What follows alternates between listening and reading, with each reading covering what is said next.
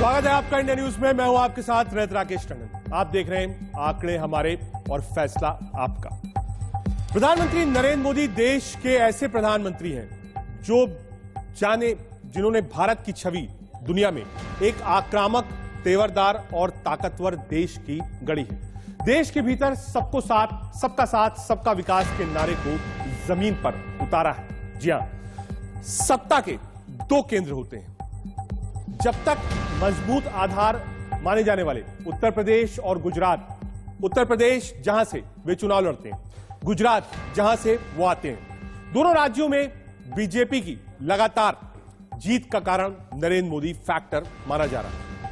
माना जाता रहा है कि उत्तर प्रदेश चुनाव में बीजेपी रिकॉर्ड बनाते हुए लगातार दूसरी बार सत्ता में लौटी है। अब आपके सामने गुजरात के चुनाव है। नरेंद्र मोदी ने इन चुनाव के लिए अपना अभियान शुरू कर दिया है। आज आंकड़े आपको बताएंगे। और आंकड़े क्या हैं?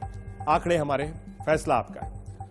जी हां, और हम ये बताएंगे कि बतौर प्रधानमंत्री नरेंद्र मोदी ने गुजरात की आर्थिक तरक्की में क्या भूमिका निभाई, केंद्र के जरिए वहां तमाम परियोजनाओं और दूसरे काम के माध्यम से क्या सचमुच जमीनी स्थिति में बदलाव आया है, आंकड़ों की असलियत क्या कहती है।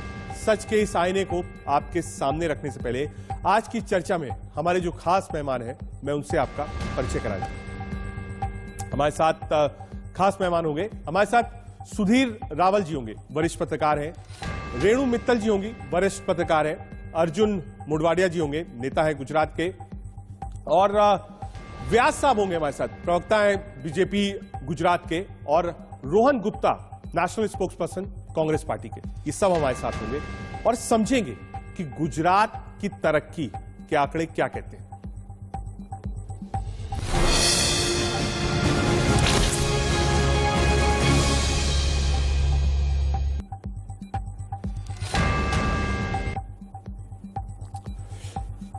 आपको पहले अपने जो खास मेहमान हैं उनको रखते हैं और उनसे आपका तारुफ कराते हैं। सुधीर रावल जी हैं, वरिष्ठ पत्रकार हैं।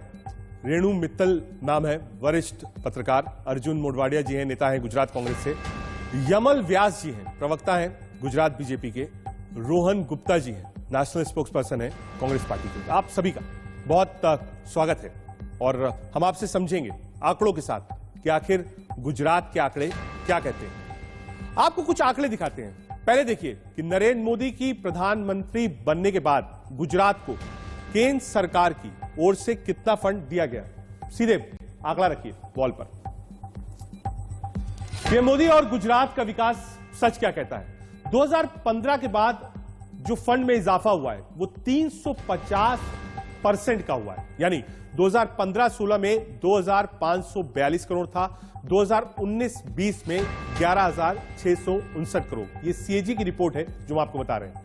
प्राइवेट सेक्टर में 837 करोड़, निजी शिक्षण संस्थान में 17 करोड़ और ट्रस्ट में 69 करोड़। ये आंकड़े हैं जो हम आपको बता रहे हैं कि कहां से, चाहे वो ट्रस्ट की बात हो, व्यक्तिगत हो या फिर जो सरकारी आंकड़ा है, वो आपको बता रहे हैं। आगे आपको बताते हैं व्यक्तिगत 1.56 करोड़, एनजीओस को 18.35 करोड़ और ट्रस्ट को 69 करोड़ रुपए मिला है। पीएम मोदी और गुजरात का विकास सच क्या है, ये हम आपको सिलसिलेवार तरीके से आंकड़ों के साथ दिखा रहे हैं। आप आंकड़े आपकी स्क्रीन पर है, आगे आपको बताएंगे। देखिए प्रधानमंत्री मोदी ने किन परियोजनाओं में गुजरात को कितना और कहां दिया है। गुजरात को आपको बता रहे हैं कि मोदी का कोई मुकाबला नहीं है। ये हेडर हमने दिया है। मोदी से मालामाल गुजरात है। पीएम ने किसान सम्मान निधि के लिए 2019-20 में 3133 करोड़ रुपए दिया है। Metro link express Gandhinagar Ahmedabad 1667 crore रुपए। और मनरेगा की बात करें तो 593 करोड़। हम नहीं कह रहे, आंकड़े कह रहे हैं, वो भी सीएजी के। एमपी लैट फंड में 182 करोड़। पीएम मातृ वंदना योजना में 97 करोड़। राज्य सरकार के संस्थानों को 3606 करोड़। कैग भी यही कह रहा है। अब आपको बताते हैं कि मालामाल गुजरात कैसे हुआ है। पीएसयूज की बात करें 3379 करोड़। केंद्रीय संस्थान जो है उनको क्या मिला है 1826 करोड़। स्वतः रजिस्टर्ड सोसाइटीज जो हैं उनको भी 1059 करोड़ रुपए मिला है। ये आंकड़े हम आपको बता रहे हैं। पिछले साल ही प्रधानमंत्री मोदी ने गुजरात को 1100 करोड़ से ज्यादा की सौगात अलग अलग परियोजनाओं के रूप में दी थी। इसमें एक 5 स्टार होटल भी है। 318 कमरे के इस 5 स्टार होटल की भी हम बात कर रहे हैं। एक बार आंकड़ा आपको दिखाते हैं। 2021 में जो करोड़ों की परियोजनाएं, सौगात 1100 करोड़ रुपए से ज्यादा, 5 स्टार होटल एक, लागत 790 करोड़ रुपए, कमरे 318, 5 स्टार होटल एक, लागत 790 करोड़ रुपए। ये तमाम जो फंड्स गए हैं, ठीक है। हमारे साथ सुधीर रावल और व्यास साहब बीजेपी से जुड़ गए। सुधीर रावल जी, आपसे ही शुरू करूंगा क्योंकि आंकड़ों की बात हो रही है। आप गुजरात को बखूबी जानते हैं। आंकड़े अपनी जगह हैं। जो हम एक एक चीज आपको बता रहे हैं, सीएजी से जो आंकड़े हमको मिले, जो संस्थानों से आंकड़े मिले, वो हमने दिखाए। गुजरात की जो तरक्की है, इन आंकड़ों की जुबानी अगर आप बताएंगे तो क्या बताएंगे सुधीर जी? बहुत अच्छी बात है। आंकड़े अपनी जगह है, रियलिटी के अंदर भी काफी कुछ उसका एक इम्पोर्टेंस बना रहता है।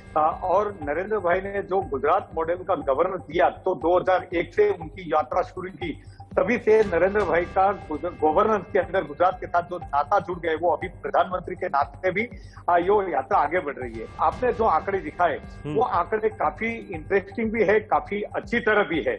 और जब पहले 2001 में आए थे, मुझे लगता है कि वो किस भूमिका में यहाँ से आए थे, वो भी एक बात समझने की, तभी कोई आंकड़े थे नहीं। यहाँ जब मुख्यमंत्री के तौर पर वो 2001 में आए, तब भी यहाँ एक भूकंप का बड़ी दुर्घटना हुई थी, तो काफी प्रॉब्लम थे, चैलेंजेस, रिहेबिलिटेशन के चैलेंजेस थे, और उसके बाद कम्युनल राइट्स हो गए। तो काफी इकोनॉमिक सिचुएशन, इकोनॉमिक फ्रंट पर गुजरात की स्थिति बहुत खराब हो गई। तभी आंकड़े कहीं थे नहीं, थे आंकड़े, लेकिन तभी उन्होंने vibrant Gujarat global investor summit के साथ साथ ऐसी कई योजनाएं की, कई लोगों को साथ में जुड़ा, कि आंकड़े बढ़ते गए और इकोनॉमी की जो इंजन है वो बढ़ती गई। आज तो वो प्रधानमंत्री है।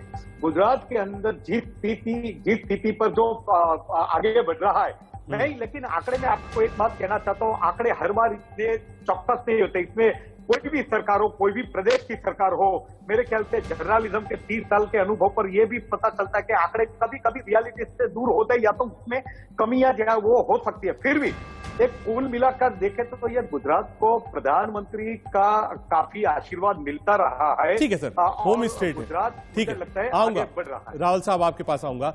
व्यास साहब हैं बीजेपी का पक्ष रखने के लिए।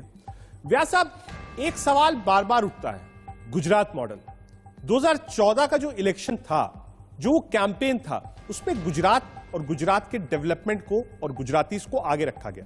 जो मुखरता से उन्होंने कहा कि आप गुजरात मॉडल देखिए, सफाई देखिए, इंडस्ट्रीज देखिए, कैसे सौंदर्यीकरण हुआ है ये देखिए, लॉ एंड ऑर्डर देखिए, जो निवेश है वो देखिए, प्राइवेट निवेश है वो भी देखिए।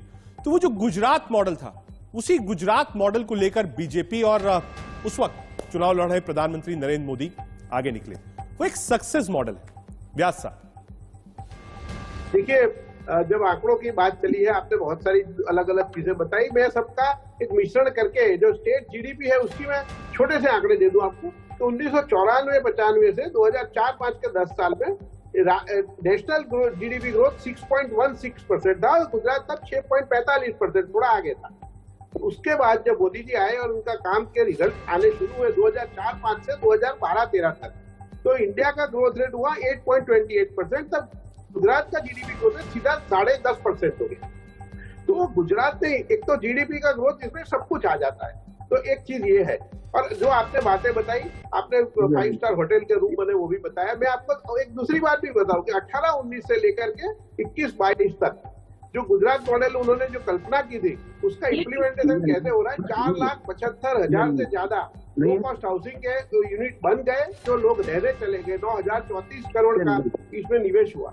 तो ये गरीबों के लिए जिस प्रकार से ये आगे बढ़ रहे हैं, तो ऊपर से लेकर आपने 5 स्टार होटल के रूम बताए, वो भी बड़े हैं। साथ साथ गरीबों के लिए आवास भी 5 लाख के करीब पिछले 2-3 साल में हो गए। सब एक क्रॉस क्वेश्चन है मेरा आपसे, आंकड़े तो हमने दिखाए। विपक्ष एक चीज उस समय बहुत बोलता था, हम लोग ने भी वो इलेक्शन कवर किया था, वो कहता था गुजरात पहले से भी विकसित था। ऐसा नहीं है कि बीजेपी की गवर्नमेंट आई बैक टू बैक इसलिए विकसित था। पौराणिक समय में भी आप जाइए, पोर्ट्स थे, विकसित प्रदेशों में गिनती थी गुजरात की, इसलिए वो विकसित था, उसको आगे बढ़ाया गया। जो दिक्कतें उत्तर प्रदेश बिहार के साथ थी वो दिक्कत गुजरात के साथ नहीं थी, पहले से संपन्नता थी गुजरात में। व्यास साहब, मैं स्वीकार करता हूं गुजरात पहले से संपन्न था, पर साथ साथ मैं आपको बताऊं कि नेशनल एवरेज के साथ साथ चल रहा था। मोदी जी के आने के बाद आप एग्रीकल्चर का ग्रोथ ले लीजिए, आप किसी भी क्षेत्र का ग्रोथ लीजिए, इंडस्ट्री का ग्रोथ लीजिए, वो सब आप आंकड़े सरकार के है, सब पार्लियामेंट में दिए गए हैं, तो उसमें आप देखेंगे कि नेशनल एवरेज से कम 20% ज्यादा गुजरात का ग्रोथ हुआ है। तो वो एक चीज है। दूसरी चीज मैं आपको बताऊं कि सिर्फ ये आंकड़ों की भी बात नहीं है, लोगों को जिस तरह से क्वालिटी ऑफ लाइफ यहाँ सुधरी है। मैं अहमदाबाद शहर में रहता हूँ, अहमदाबाद की बात करूँ, रोहन भाई भी अहमदाबाद से ही है, तो वो भी मेरे साथ एग्री करेंगे कि पहले कि जो अहमदाबाद में रिवर फ्रंट बना है, जो कांकरिया लेक फ्रंट बनाया है, ठीक है, अब वो सब चीजें नदी पहले डेवलपमेंट की एक लंबी फेरी, नर्मदा से पानी आया। ठीक है, व्यास साहब आऊंगा आपके पास। हमारे साथ रेनू मित्तल जी भी जुड़ गई हैं, वरिष्ठ पत्रकार है। बहुत स्वागत है रेनू मैम आपका भी। मैम, आंकड़ों की हम बात कर रहे हैं, फैसला आप पर छोड़ रहे हैं। आंकड़े कह रहे हैं निवेश सुपर है गुजरात में, BJP government back to back है। व्यास साहब कह रहे हैं लोग खुश हैं, संपन्नता पहले से है, मैं इस बात को कह रहा हूं। जो निवेश होना चाहिए वो सरप्लस है, ब्यूटिफिकेशन सरप्लस है, उद्योग सरप्लस है। आंकड़ों की अगर बात करें तो गुजरात के आंकड़े बिल्कुल अप टू डेट है। रेनू मैम, देखिए, सबसे इम्पोर्टेंट इसमें इस डिस्कशन में बात यह है कि जिस तरह से बीजेपी ने हिंदू मुस्लिम करके स्टेट को पूरा वर्टिकली पोलराइज किया है, उससे जो अर्बन गुजरात है वो पूरा बीजेपी के साथ चला गया और एक हिंदुत्व की लेबोरेटरी कहलाई जाता है गुजरात, जो ये मॉडल पूरे देश में रेप्लिकेट करने की कोशिश कर रहे हैं कि जहां आप जब मोदी जी आए थे उसके बाद जो राइट्स हुए, उस टाइम वो चुनाव हार रहे थे और आपने राइट्स कराए, गोदरा हुआ, बहुत कुछ हुआ वहाँ पर, हम सब उन सब चीज़ों के विटनेस हैं। तो हमने देखा कि कैसे उसके बाद लगातार वो पोलराइजेशन और कम्युनलाइजेशन बढ़ती गई, मुसलमानों को साइडलाइन कर दिया गया और वो जो केसेस हुए और हिंदुत्व को जो बढ़ावा मिला मोदी जी के रहते हुए और बीजेपी की सरकारों को रहते हुए, उससे जो है बीजेपी को बहुत फायदा हुआ। कांग्रेस जो है वो ठीक है, आपने हिंदुत्व वाली बात बोली। हमारे साथ कांग्रेस प्रवक्ता गुजरात में आ रहा हूं मैम, सिर्फ 30 सेकंड, क्योंकि एक सवाल आपने खड़ा किया है। रोहन गुप्ता जी भी हमारे साथ जुड़ गए, उनके पास भी चलेंगे हम, लेकिन पहले रावल जी के पास चलते हैं। रावल जी, रेनू जी भी one of the senior most journalist है, इन्होंने कहा कि जो वो हिंदुत्व वाली छवि थी उससे विकास थोड़ा सा पीछे था, आंकड़े थोड़े से पीछे थे, वो जो छवि थी वो लेकर आगे गई प्रधानमंत्री मोदी को। रावल साहब, देखो, ये हिंदुत्व और कम्युनल राइट के संदर्भ में अगर पूछा जाए तो एक चीज जो नोटेबल ये भी है कि 2001 के जो दंगे, 2002 में जो दंगे, उसके बाद 15 साल जितना मोदी जी ने शासन किया, उस दरमियान एक भी दंगे गुजरात में नहीं हुए। मतलब उससे पहले दंगे होते थे, कारण कुछ भी हो, सरकारें कुछ भी हो, लेकिन दंगे गुजरात में पिछले 15 साल में कहीं भी नहीं हो। उसकी वजह से ये पॉलिटिकल स्टेबिलिटी और डेवलपमेंट की जो प्रोसेस थी, जिसमें पब्लिक पार्टिसिपेशन किया गया, तो उसका लाभ गुजरात को मिला।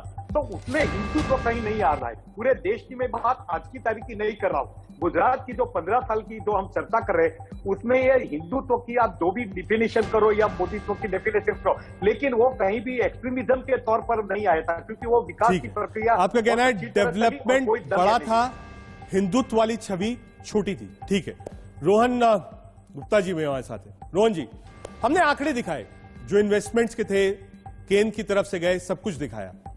मैं फिर वापस उसी चीज पर आता हूं। 14 से पहले जब नरेंद्र मोदी जी ने प्रचार किया तो वो गुजरात मॉडल था, और वो जो गुजरात मॉडल था डेवलपमेंट का, जिसको शोकेस किया, उसके पीछे यही आंकड़े थे जो हम सिलसिलेवार तरीके से आपको दिखा रहे हैं। इन आंकड़ों में सारी सच्चाइयां, कैग की रिपोर्ट्स भी है, वो भी हमने दिखाई।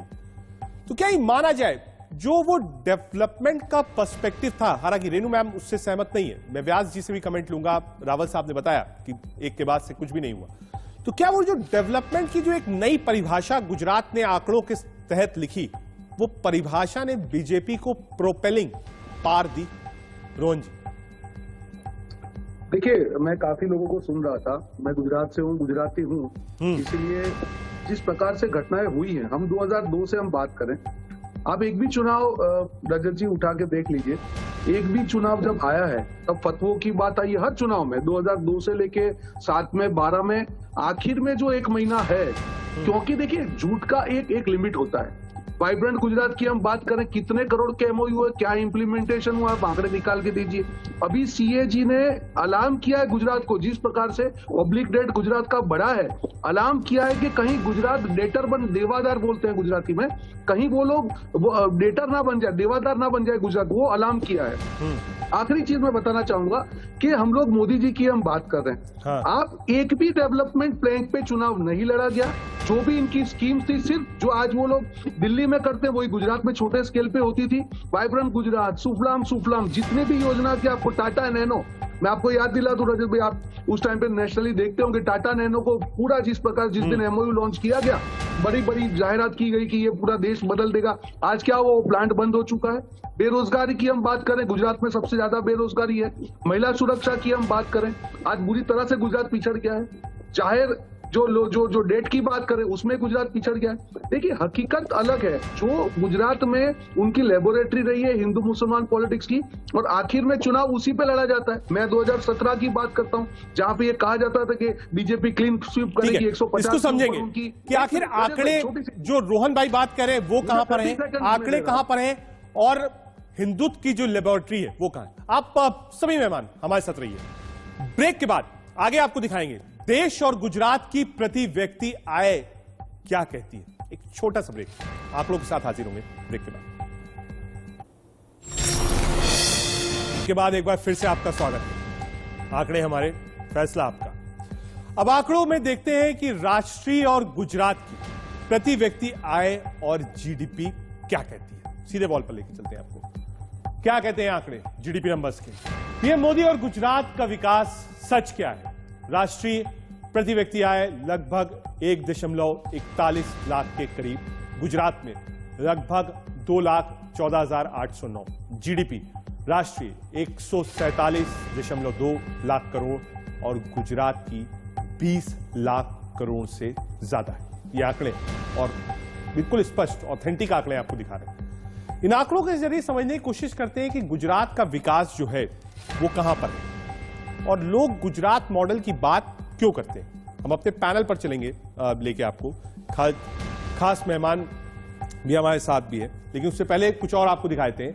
साक्षरता दर क्या है 2011 जनगणना के हिसाब से 74% राष्ट्रीय, 78.3% गुजरात। गरीबी 21% राष्ट्रीय, 18.60 यानी ऑलमोस्ट 19% गुजरात। बेरोजगारी दर 7.6%, मार्च 2022 तक गुजरात में महज 1.8%। ये डाटा हम कंपेयर कर रहे हैं कि गुजरात और भारत दोनों का कंपैरिजन आप करेंगे तो क्या करेगा। अब आपको बताते हैं पीएम आवास योजना क्या कहती है। 6 से 12 लाख तक 3% से लेके 6.5% कर्ज है, सब्सिडी है 2,67,000 करोड़ की। ये सब्सिडी हम आपको बता रहे हैं। ये जो विकास की कहानी है जो आंकड़ों के माध्यम से वो हम आपको दिखा रहे हैं। हमारा कुछ भी नहीं है, ये आंकड़े हैं, ऑथेंटिक है, सीएजी से लिए है, गवर्नमेंट से लिए है, और वो है। सीधे चलते हैं सुधीर रावल जी, रेणु मित्तल जी, रोहन जी, व्यास साहब। रोहन जी, क्योंकि ब्रेक पर जाना पड़ा था, आपकी बात पूरी नहीं हुई थी। हमने देखिए जो प्रति व्यक्ति आय है वो भी दिखाया, जो गरीबी रेखा है वो भी दिखाया, लिटरेसी रेट है वो भी दिखाया, जो आवास योजना है वो भी दिखाई। तो जो तमाम आंकड़े थे वो हमने आपके सामने रखे, फैसला जनता करती है। लेकिन जो आंकड़े हैं वो 90% देश के आंकड़ों से सही है। क्या रोहन भाई आप इस आंकड़ों को मानते हैं कि बिल्कुल सटीक आंकड़े? बिल्कुल रजत भाई, आपके आंकड़े बिल्कुल सटीक है, पर एक चीज आप भूल रहे हैं। देखिए स्टैटिस्टिक्स जब दिखाया जाता है ना, तब उसमें असत्य क्या है, सत्य क्या है, वो आपको जानना पड़ता है। आपने आज के आंकड़े जो दिखाए ये वही गुजरात है। अगर आप ये आंकड़े भाजपा सरकार के पहले के लेते तब विकास दर जो देश की होती थी उससे गुजरात की विकास दर करीब 1.5 गुना होती थी। जब माधव सिंह सोलंकी सरकार थी या कांग्रेस की सरकार थी, मैं आपको ये बता रहा हूँ। साक्षरता की बात हो, आज मैं कर्ज की बात कर रहा हूँ, कर्ज में गुजरात कभी भी टॉप 10 में देश में नहीं आया, आज टॉप 4 स्टेट में आके चला गया। सलामती, हम लोग सिक्योरिटी की बात कर रहे हैं, आज गुजरात में जो हालात है महिला सुरक्षा की, वो आप देख लीजिए। कुपोषण की बात, 32% बच्चे कुपोषित है यहाँ पर। और मैं आपको इसलिए चीज बोल रहा हूँ रजत भाई, जैसे मैंने पहले कहा कि गुजरात डे 1 से एक विकसित राज्य रहा है, देश की जीडीपी में भी उसका कंट्रीब्यूशन रहा। और छोटे जो उद्योगपति हैं, एसएमई जो जान है गुजरात की, कोऑपरेटिव सेक्टर हो जो कांग्रेस की सरकारों ने यहाँ पे विकसित किया, छोटे उद्योग जो हमेशा राहुल जी भी कहते हैं कि जो देश की जान है, 2-4 उद्योगपतियों की हम बात नहीं कर रहे, ये सारा गुजरात उसका सेंटर है। अब मैं मोदी जी की बात करूं, 2014 के जब मोदी जी वहां पे प्रधानमंत्री बने, तब हर गुजराती, मैं भी गुजराती हूं, अपेक्षा थी कि मोदी जी अब प्रधानमंत्री बने तो गुजरात को कुछ मिलेगा। क्या मिला गुजरात को? 2015 में नोटबंदी मिल गई गुजरात को। जो छोटा व्यापारी, सबसे ज्यादा परेशान कौन हुआ रजत भाई? छोटा व्यापारी हुआ। गुजरात के हर छोटे व्यापारी की हालत खराब हो गई। उसके बाद जीएसटी आया, कौन परेशान हुआ? छोटा व्यापारी परेशान हुआ। उसके बाद जितनी भी नीतियां आप देख लीजिए केंद्र सरकार की, उसमें गुजरात को जो लॉस हुआ है वो सबसे ज्यादा हुआ है। मान लिया। मैं आपको कोरोना पर मैंने बात मान ली रोहन भाई, मैंने बात मान ली। मैं एक छोटी सी चीज, मैं भी एक छोटी सी चीज, आपने तमाम चीजें बताई, ये बात मैं खुद कह रहा था, आप शो में 4 मिनट लेट थे। मैंने भी कहा कि गुजरात पहले से विकसित था, समस्याएं जो यूपी और बिहार के साथ है वो गुजरात के साथ नहीं थी। लेकिन जो बात आपने जीएसटी की कही, मुझे आज तक याद है जितने व्यापारी जीएसटी को लेकर बिना नेता के सूरत की सड़कों पर थे, वो वीडियोस थे, हेडलेस था वो, कोई नेता नहीं था उसका, व्यापारी थे। कांग्रेस पार्टी को उस पूरे संभाग में, रोहन भाई अगर मैं गलत हूं तो आप सही कर दीजिएगा, एक भी सीट नहीं मिली थी पूरे सूरत में। तो ये 2 अलग अलग चीजें हैं। एक आदमी परेशान है, सरकार को चेंज करता है, एक आपको लगता है परेशान है लेकिन वो परेशान है नहीं, वोट नरेंद्र मोदी के नाम पर।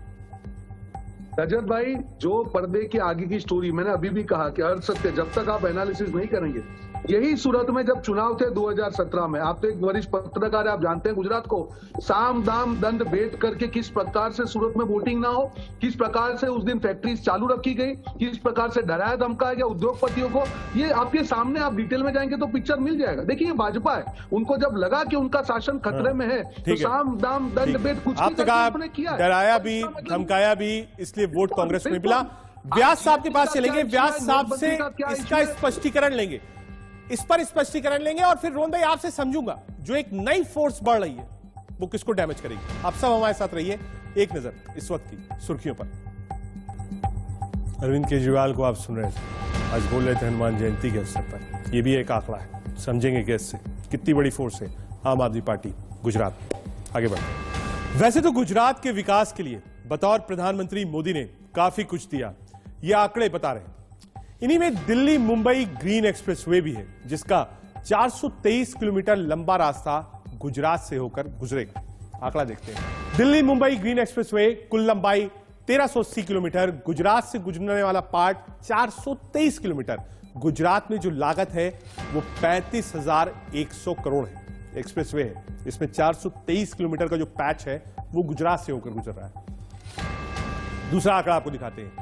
केशोद एयरपोर्ट से पर्यटन को बढ़ावा मिलेगा। जूनागढ़ से दूरी है 45 किलोमीटर, सोमनाथ से 56 किलोमीटर और गिर सासन से दूरी है 106 किलोमीटर।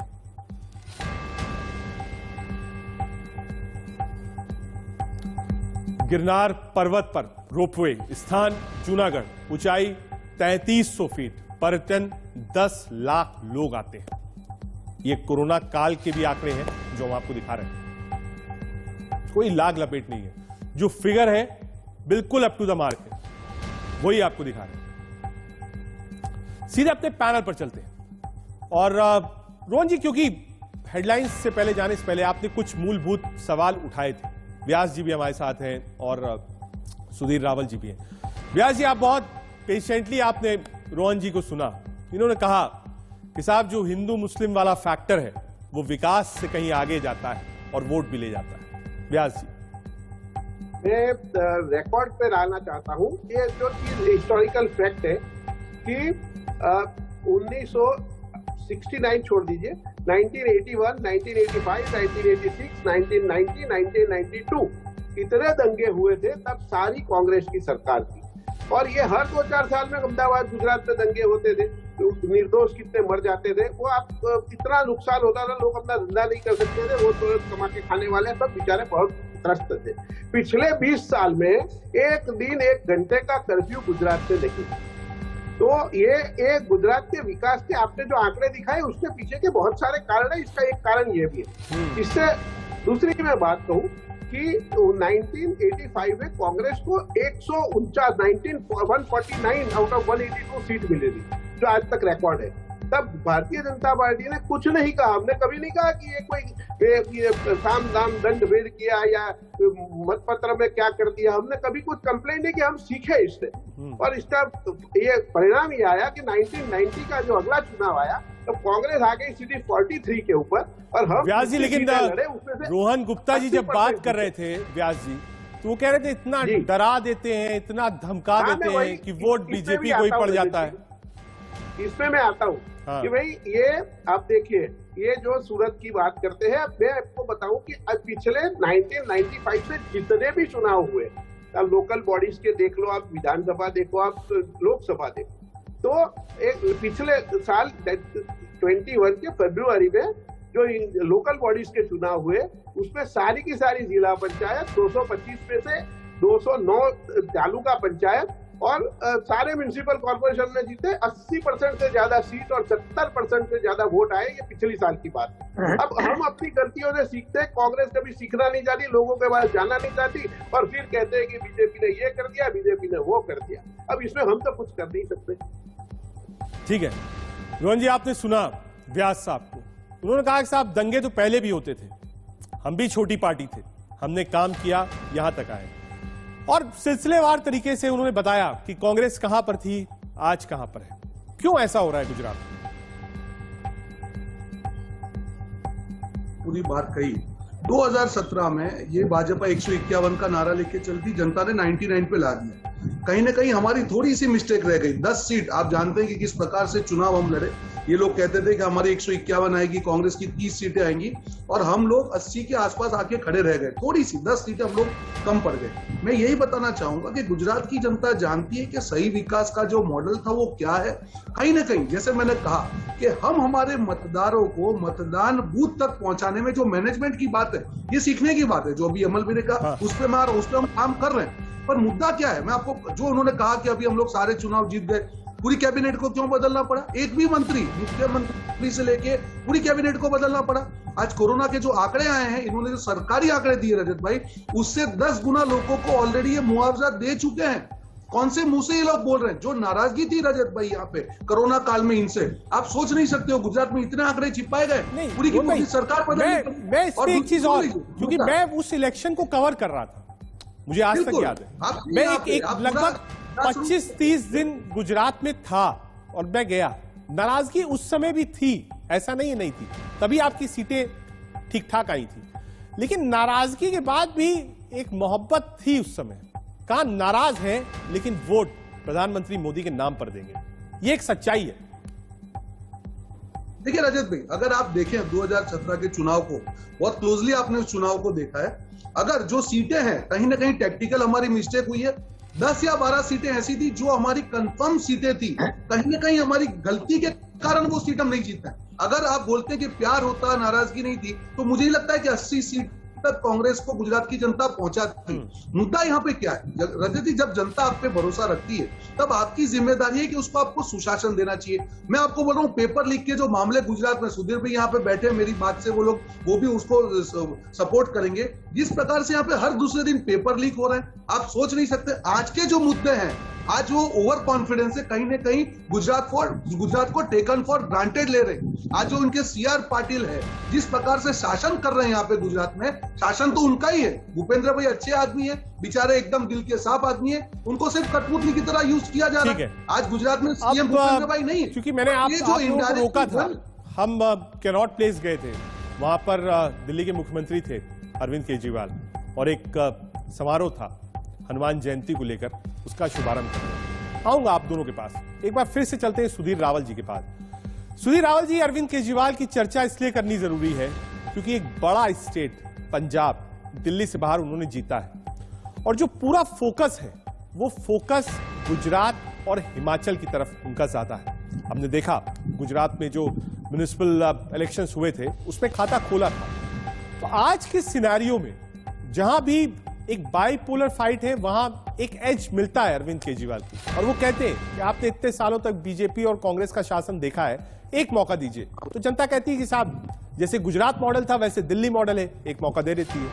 आज जमीन पर आम आदमी पार्टी को लेकर गुजराती क्या सोचते हैं? देखो, आम आदमी पार्टी जिस वर्ग को, समाज के जिस तबके को अपील करके ऐसा बहुत बड़ा तबका गुजरात में है, वो बात से मैं सहमत हूँ। लेकिन जमीन पर एक बार ये सत्ता पर आ जाना, पहली बार एक विकल्प के नाम पर, उसके लिए मुझे लगता है आम आदमी पार्टी को अभी काफी लंबी सफर तय करनी पड़ेगी। बीजेपी की जो एक मशीनरी, अभी तक हम डेवलपमेंट और पॉलिटिकल की बात कर, रोहन जी की बात से भी मैं सहमत हूँ, और कुछ चीजें यमल भाई ने कहा। देखो, डेवलपमेंट एक अलग चीज है, वो गुड गवर्नेंस से उसका नाता है, और चुनाव जीतना वो पॉलिटिकल स्ट्रेटेजी का विषय है। मतलब दोनों टोटली अलग अलग है। बीजेपी को चुनाव में हराने के लिए कांग्रेस इतनी सक्षम नहीं साबित सिद्ध हो रही है, वो भी बात ठीक है। लेकिन आम आदमी पार्टी आने से ट्राइपोलर, लेकिन रावल साहब, आपने स्ट्रेटजी की बात करी, स्ट्रेटजिस्ट से चर्चा चल रही है लगातार। वापस आऊंगा आपके पास, एक बार फिर से चलते हैं रोहन जी के पास। रोहन जी, एक तो स्ट्रैटेजी जो रावल साहब कह रहे हैं, दूसरा एक होड़ देखिए, अरविंद केजरीवाल कह रहे हैं बहुत बड़े बड़े चेहरे हैं गुजरात में जो आम आदमी पार्टी से जुड़ना चाहते हैं। मैं किसी का नाम लेके नहीं कहूंगा, कुछ आपके भी ठीक ठाक बड़े चेहरे नाराज चल रहे हैं। तो क्या ये माना जाए कि मोह भंग है वहां पर, या आप संभाल लेंगे? देखिए रजत भाई, अगर केजरीवाल जी कहते हैं कि हमारी आइडियोलॉजी या आम आदमी के कारण ही हम लोग जीतते हैं, तो फिर उनको कांग्रेस के नेताओं की जरूरत क्यों पड़ रही है? और दूसरा रजत भाई, देखिए हर नेता की अपनी महत्वाकांक्षाएं होती है। आज पार्टी 10 में से 8 चीजें तो पूरी कर सकती, 10 में 10 नहीं कर सकती। किसी को भी पार्टी छोड़ने का कारण इतना बड़ा नहीं हो सकता है जब तक उसकी व्यक्तिगत इच्छा ना हो। दूसरी बात, आपने कहा आम आदमी का, मैं आपको एक इंटरेस्टिंग मेरा जो कैलकुलेशन है कहना चाहूंगा। ये पहला एक स्टेट है जो अर्बन स्टेट है, प्योर अर्बन स्टेट, और जहां पे आम आदमी पार्टी आ रही है। दूसरी चीज मैं आपको बताऊं, जो आम आदमी पार्टी जिस स्कूल के मॉडल को, या जो सारे मॉडल लेके गुजरात में आ रही है, आज उसी मॉडल का बड़ा रूप यहाँ पे बीजेपी का है। स्कूल की बात कर रहे हैं, यहाँ 700 स्कूल में एक टीचर है, और अभी आरटीआई का जो रिपोर्ट दिल्ली में आया, वहां पे करीब सिर्फ 20-25 स्कूल में हेडमास्टर है। मार्केटिंग में दोनों सेम है। जब जनता ये देखे कि दोनों को भ्रमित करने वाली मार्केटिंग की जब लड़ाई होगी, तब जनता को सच मालूम चलेगा कि सच में क्या है। आज हमको छत्तीसगढ़ का हमारा जो मॉडल है या राजस्थान का मॉडल है, हमको मार्केटिंग करने की जरूरत नहीं है। वो आंकड़े दिखा रहे हैं, वो सच्चाई दिखा रहे हैं। तो रजत भाई, इंटरेस्टिंग फाइट होगी कि जो अर्बन स्टेट गुजरात में है, मेरा ये मानना है कि आम आदमी पार्टी जो वोट कटुआ पार्टी है, उसको गुजरात में बीजेपी को ज्यादा नुकसान होगा। व्यास साहब, नुकसान आपको है, आपसे रोहन भाई कह रहे हैं कि बीजेपी को नुकसान होगा ज्यादा। देखिए, आप इनका इतिहास देखें तो ये कौन से स्टेट में जीते, तो ये जहां कांग्रेस 2 या ज्यादा टर्म से थी और जिसने भयंकर भ्रष्टाचार किया था, वहां वो जीते। जहां पर भारतीय जनता पार्टी की सरकार है, उत्तर प्रदेश। रोहन भाई, वक्त कम है, आप जवाब दीजिए। भ्रष्टाचार ज्यादा था, कांग्रेस की सरकार थी, वही जीते, यानी दिल्ली और पंजाब की बात करी व्यास साहब ने। रोहन जी, बिल्कुल नहीं। दिल्ली में जब चुनाव आप हारे, आम आदमी पार्टी दूसरी बार जीती, उसकी पहले 7 के 7 लोकसभा किसकी थी? बीजेपी की थी। तो मैं आपको यही बोलूंगा, ये वोट कटुआ पार्टी है, आप उसको कांग्रेस के खिलाफ करने के लिए लेके आए हैं, पर ये बुमरैंग होगा, ये तीर आपके खिलाफ ही लगने वाला है गुजरात में। और ये दूसरी बात मैं आपको बताऊं कि जहां जहां भारतीय जनता पार्टी की सरकार है, वहां उनके सारे कैंडिडेट की डिपॉजिट जाती है। ये हिस्टोरिकल फैक्ट है। आप गोवा देख लो, आप उत्तराखंड देख लो, आप उत्तर प्रदेश देख लो। तो ये भारतीय जनता पार्टी जहां पर काम करती है, वहां इनका इतिहास अच्छा नहीं है। दूसरी बात, भारतीय जनता पार्टी बार बार, हम विद्यार्थी हैं, हम इम्तिहान देते हैं हर 2 साल में, 3 साल में, इलेक्शन में, और लोगों के पास जाते हैं। लोगों ने हमको आशीर्वाद दिया है और देते रहे हैं। ठीक है, तो दिलचस्प चुनाव होगा, हमारी भी नजर होगी। आप सब आए, बहुत शुक्रिया सुधीर रावल जी, रोहन गुप्ता जी और व्यास साहब आपका। आप सब आए और आपने अपनी अपनी जो बातें थी, वो बातें आपने रखी। कोशिश हमारी यही थी कि हम आंकड़ों के साथ बात करें, हवा में बात नहीं करेंगे, फिजूल की बात नहीं करेंगे। इसीलिए हम कहते हैं आंकड़े हमारे, फैसला आपका। बहुत शुक्रिया।